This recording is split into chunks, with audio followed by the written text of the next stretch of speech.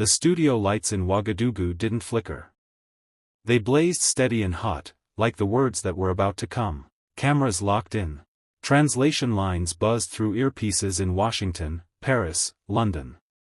Ibrahim Traoré sat back in his chair, not slouched, not relaxed, but ready, like a man who'd already decided the world needed a shock. The interviewer, an international journalist known more for soft diplomacy than hard questions, cleared his throat. Mr. President, what do you say to those who believe your recent military actions are escalating tensions with the West? Traoré didn't smile. He didn't blink. His reply was smooth as glass but sharper than any blade. If the West continues to exploit and manipulate African futures, he said, his eyes piercing through the lens, then it should prepare for consequences. And I'm not speaking hypothetically. I'm speaking, historically. The host hesitated. So are you suggesting a military response against the United States? That's when Traoré leaned forward. I'm saying this, if the United States continues its global arrogance, treating Africa like a pawn instead of a power, then America may soon learn what it means to lose control. The studio went still. Back in Washington, White House staffers watching the feed exchanged glances. The president's chief of staff stood up without a word. At the Pentagon, analysts froze the frame and played it back, again and again, measuring tone, posture, threat probability. And across the Capitol, in an office lit only by a single desk lamp, Representative Jasmine Crockett didn't flinch. She'd been watching the live stream alone. No aides. No commentary. Just the raw feed. Just his face. Just his threat. He didn't just challenge her country. He challenged everything she believed in. Outside her window, the DC night was quiet. But inside, something had already begun to burn. Tomorrow, they'd ask for statements. Tonight, Jasmine was writing hers, not for headlines, for history. The next morning came fast. News anchors were scrambling, every network, every station. Traoré threatens America was the banner on every screen. Some treated it like bluster. Others like a countdown. One host even called it an African echo of the Cold War. But Jasmine Crockett? She didn't need metaphors. She'd heard the man. And she understood something most of those suits on cable didn't. He meant it. Her phone buzzed non-stop. Calls from colleagues, reporters, even the Secretary of State's office. One aide asked, "Congresswoman, will you release a statement?" She had one answer: not yet.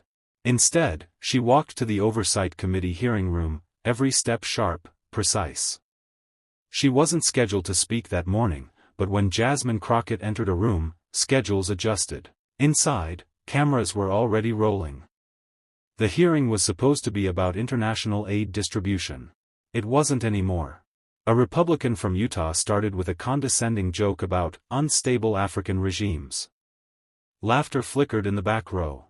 Jasmine didn't laugh. She didn't interrupt. She waited. When it was finally her turn, she adjusted the mic. No anger.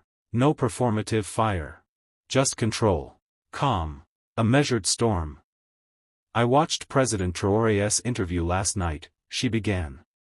"And while many were quick to dismiss it as reckless posturing, I'd urge this body to pay closer attention to the history, not just the headlines."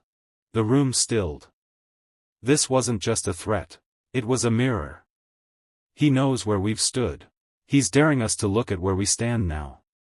Some furrowed brows. Others leaned in. "You want to talk about foreign instability? Let's talk about what happens when nations feel unseen, unheard, and exploited for decades. You don't get peace from silence. You get fire from neglect." Silence. She hadn't raised her voice. But every head had turned. Not just because she said something true. But because she said what no one else dared to say. That Traoré wasn't just throwing threats into the wind. He was waiting to see if anyone in America would answer. And Jasmine Crockett? She'd already started writing hers, in steel. By noon, Jasmine's office was flooded with reporters. Emails from 5 embassies. 3 morning shows asked for an exclusive. One message from a senior national security advisor read, "Please advise if she intends to make a formal response. State is monitoring." She read it once. Then deleted it. Jasmine Crockett didn't ask permission to speak. Especially not now. Across town, the White House had just issued a sanitized press release: "We remain committed to peace and mutual respect with all global partners." The kind of line that meant everything and nothing. Jasmine wanted none of it. Instead, she picked up a single-page draft from her desk. A direct-to-camera response. No committee approval, no polished spin. She turned to her media director. "Book a room. Black backdrop. No flag. No fluff. Congresswoman, are you sure?" Yes. By 2:17 p.m., she was standing under a single spotlight. Camera focused. No teleprompter. Just her. She looked straight ahead. "President Traoré," she began, voice low, steady, "I heard your words. The threats. The warnings. The heat you tried to throw on my country." She paused. "I'm not a president. I don't command an army. I don't fly jets. But I speak for the people who would be the first to bleed if men like you ever made good on your threats." Her words dropped like iron. "You say the West exploits Africa. And yes, history holds truth. But you're not correcting injustice. You're using it to justify a new kind of harm. That's not revolution. That's repackaged tyranny." The studio behind the camera went dead quiet. And then Jasmine did something no one expected. She switched languages. In fluent French, clear and deliberate, she continued. "You call yourself a soldier of the people. Then stop threatening their future." It wasn't just a soundbite. It was a direct, personal challenge. And within minutes of the clip's release, it was everywhere. CNN broke into programming. France 24 translated it instantly. Al Jazeera replayed the French line 4 times in a single segment. But in Ouagadougou, President Traoré didn't flinch. Instead, he called a press conference. And Jasmine? She closed her laptop. And smiled. The game had changed. The podium in Ouagadougou was flanked by military officials, not diplomats. The room wasn't built for press, it was built for power. President Traoré stepped up, his uniform crisp, eyes cold. They expected a rebuttal. What they got was an ambush. "The American Congresswoman," he began, "Jasmine Crockett, she speaks with fire. But I wonder, does she remember where she came from?" He didn't pause. "She says she speaks for the people. But where were her words when her own constituents were being evicted? When black communities in her district fell into disrepair under her watch? Is this the voice of a liberator, or of a politician clinging to relevance?" Gasps from international reporters. Then, the line that set fire to the wires. "Perhaps Ms. Crockett should return to her own desert, before speaking of mine." The insult wasn't subtle. It wasn't supposed to be. It was personal. Gendered. Racial. Calculated. And it spread like wildfire. Back in Washington, Jasmine watched the clip in silence. She didn't blink. She just clicked record. This time, she wasn't sitting. She was standing, backlit by the Capitol dome behind her. No notes. Just purpose. "When a man runs out of arguments," she began, "he reaches for slander. He hopes to rattle you with reminders of wounds you've already healed." She stepped forward. "I don't need to be reminded of where I come from. I lived it. I survived it. And I carry it, not as shame, but as steel." She turned slightly toward the camera. "And let me say this clearly, I may have come from concrete, but that doesn't mean I fear your sand." That line hit harder than anything she'd said before. Twitter melted. TikTok stitched the quote over protest footage, military parades, eviction notices. It wasn't just a drag.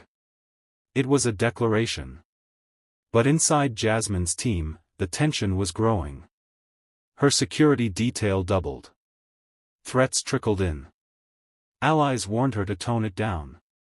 She didn't. Because the moment she'd been waiting for had arrived. The world wasn't just listening. It was choosing sides. And Jasmine Crockett? She was making damn sure they didn't choose in ignorance. CNN called it the speech that crossed oceans. BBC labeled it a turning point in soft power. But to Jasmine Crockett, it was just Tuesday. She stood at the podium inside the UN press hall. Not flanked by aides, not backed by a flag, but alone. A single mic. A single camera. One shot. "Some of you want me to stop," she began. "You say I'm escalating. You say I'm provoking. But let me ask, when a man threatens an entire country, and then slanders a woman who challenges him, silence is your solution?" She let the weight settle. Ibrahim Traoré didn't just attack my policies. He didn't just insult me. He tried to shame where I come from, my people, my past, my pain. A pause. Let me be clear, the only people who fear truth are the ones trying to outrun it. Her eyes lifted. And if the international community is too nervous to say it, then I will. She held up a page. Not a speech. Not a briefing. A photo. It showed a school in Bobo Dioulasso. The roof collapsed. Children seated on cracked cement. A blackboard broken in half. "This is the revolution you defend?" she asked. "This is the freedom you romanticize?" The room was silent. Even the cameras seemed to hesitate. She continued. "I don't want war. I don't want conflict. I want something far more dangerous to dictators, accountability." Then she did something most politicians wouldn't dare. She turned the camera's gaze away from Traoré. "To the West. To my own government, I say this: if you want to lead the world, start by listening to it. Start by protecting lives, not egos. Start by standing up, even when it's uncomfortable." Phones buzzed. Feeds exploded. Hashtags launched. Hashtag Jasmine said it. Hashtag Crockett versus the world. Hashtag Truth has no borders. By midnight, 5 African diaspora coalitions issued statements of support. Thousands of women posted under the caption, "She spoke for all of us." But not everyone clapped. In Burkina Faso, Traoré doubled down. He ordered a national broadcast. And this time, he didn't speak in French. He spoke in English. "Representative Crockett thinks she speaks for the world," he said. "But her voice will be forgotten like the wind. I do not negotiate with performers." But Jasmine? She wasn't performing. She was preparing. The next morning, she landed in Atlanta, for the start of something no one had expected. Not even her. There were no red carpets. No motorcades. Just a crisp Georgia morning and a swelling crowd wrapped around 3 city blocks. Jasmine Crockett stepped out of the town car wearing black jeans, a denim jacket, and no makeup. Her hair was tied back. No podium. No press badge. Just people. Black, white, brown. College students. Factory workers. Teachers. Veterans. She didn't speak first. A woman named Denise did. A 62-year-old from Macon, Georgia. She held up her eviction notice from 2021 and said, "When Jasmine spoke, I felt like I wasn't invisible anymore." Then a teenage girl. Then a veteran from Birmingham. One by one, voices filled the park like a wave rising. Finally, Jasmine stepped forward, not above them, but among them. "You've heard what he said," she began. He threatened a nation. He insulted my roots. But let me tell you something. She turned slowly. I didn't come here to clap back. I came here to call you in. The crowd leaned in. Because Traoré isn't just trying to silence me. He's testing if we care about truth when it's inconvenient.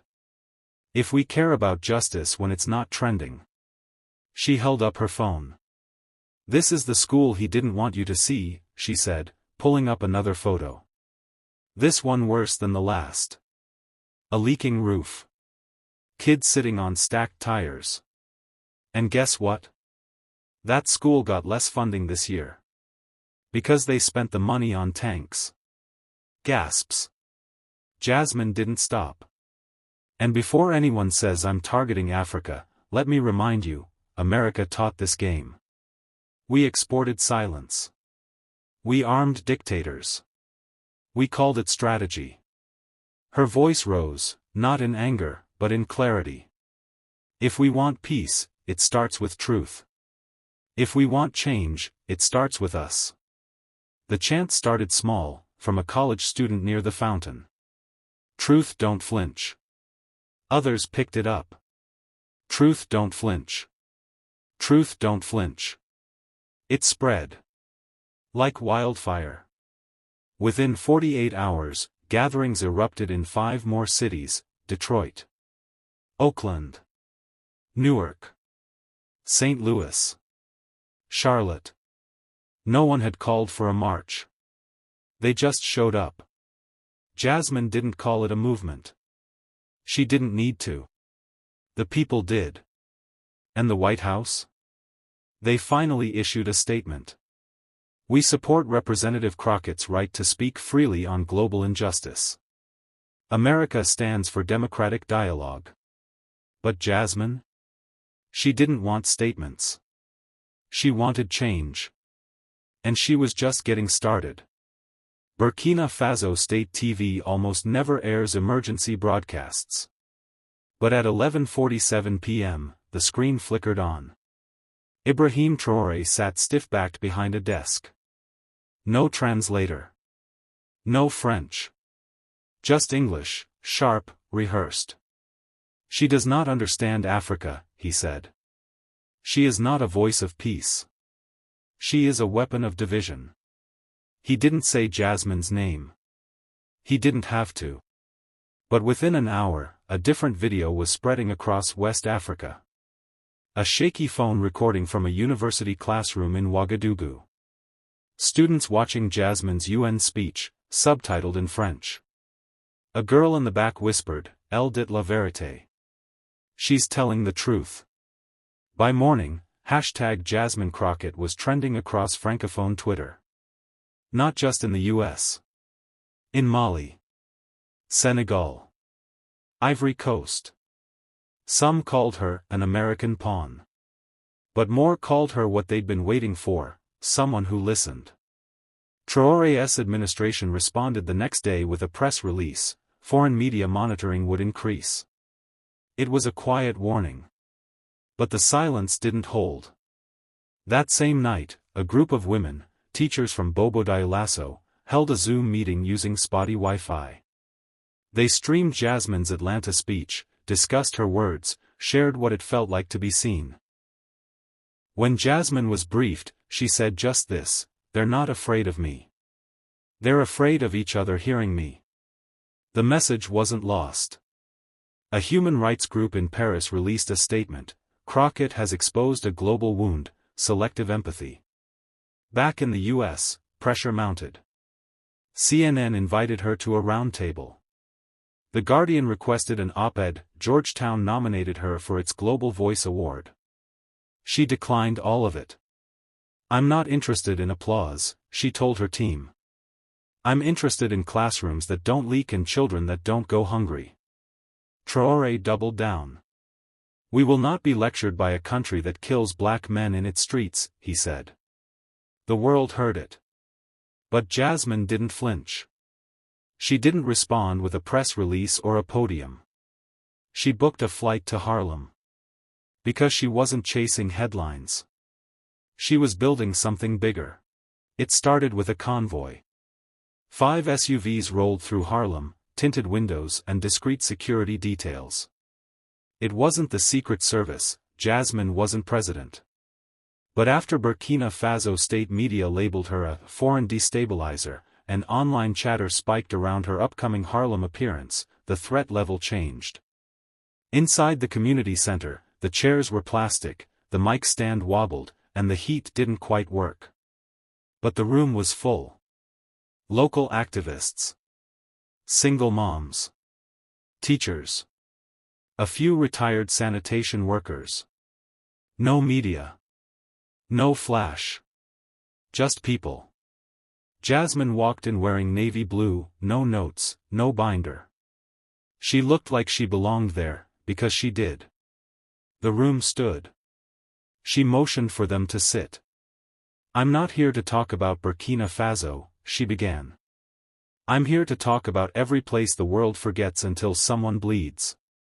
You could hear a pin drop. "They tried to make me the story," she continued. "But I'm not. Miss Leona in South Dallas is. Ronnie in Ohio is. And so is the teacher in Ouagadougou using a hotspot to stream our speeches." What no one in the room knew yet, what Jasmine's team had just confirmed an hour earlier, was that a U.S. embassy in West Africa had received credible intelligence of a disinformation campaign being launched by Traoré's digital units. Bot accounts. Deepfakes. Smear articles aimed at Jasmine, tying her to imperialist sabotage. It wasn't just backlash now. It was war, online, quiet, coordinated. But Jasmine never mentioned it. Not that night. Because her focus wasn't retaliation. It was resilience. "We can't afford to play defense with our voices," she said. "Because the minute we go silent, someone else writes our story for us." Outside, the wind picked up. A reporter from a small Caribbean outlet waited in the cold, hoping to get 2 questions in. She didn't. But she caught the last line through the window, muffled but clear. "I'm not the threat. I'm the reflection." And that's what scares them. Back in Ouagadougou, the internet was slowing. Streaming was hard. Hashtags were vanishing. But in a school library, 3 teenage girls gathered around a cracked tablet. They'd downloaded Jasmine's speech on a USB. And they played it again. Jasmine's staff didn't want her to fly to D.C. that week. Not after the threats. Not after the embassy reports. Not after the U.S. intelligence memo that mentioned her name under the line, "Targets of foreign digital hostility, possible physical escalation." But she booked the ticket anyway. "I wasn't elected to hide," she told them. The hearing was on domestic housing, but the tension in the room had nothing to do with rent vouchers. Everyone knew why the cameras were there. Not for policy. For Jasmine. To see if she'd flinch. She didn't. Senator Dempsey, a known Traoré sympathizer, leaned in when she spoke. "Isn't it dangerous," he said, "to provoke a sovereign nation?" Jasmine met his gaze, steady. "It's more dangerous to pretend silence equals peace." The hearing was civil. Barely. But when Jasmine exited the Capitol, a man in a gray hoodie lunged from the sidewalk, holding a phone, not a weapon, but yelling, "Go back to your desert." Secret Service intercepted. Jasmine didn't even look back. That night, MSNBC aired the footage. Some anchors questioned whether she had become too polarizing. Others called it bravery in real time. But the real story didn't come from TV. It came from a letter. A handwritten note, mailed from a prison in Louisiana. It read, "I've been locked up 16 years. Never voted. But I watched you stand up to that man across the ocean. And it reminded me, we ain't powerless if we don't stay quiet." Jasmine pinned it to her office wall. In Burkina Faso, Traoré announced a new media ethics directive. All foreign news outlets would be monitored. Several African journalists, especially women, were quietly warned not to mention Jasmine's name again. Still, they did. Not in articles. In graffiti. On cafe walls in Bissau, bathroom stalls in Dakar, school chalkboards in Bamako. Just one word, Crockett. And back in Dallas, the calls hadn't stopped. Not from diplomats or senators. But from people like Miss Leona. "Baby," she said, voice crackling on speaker, "don't let them wear you down. I've lived through worse. And I'm still here."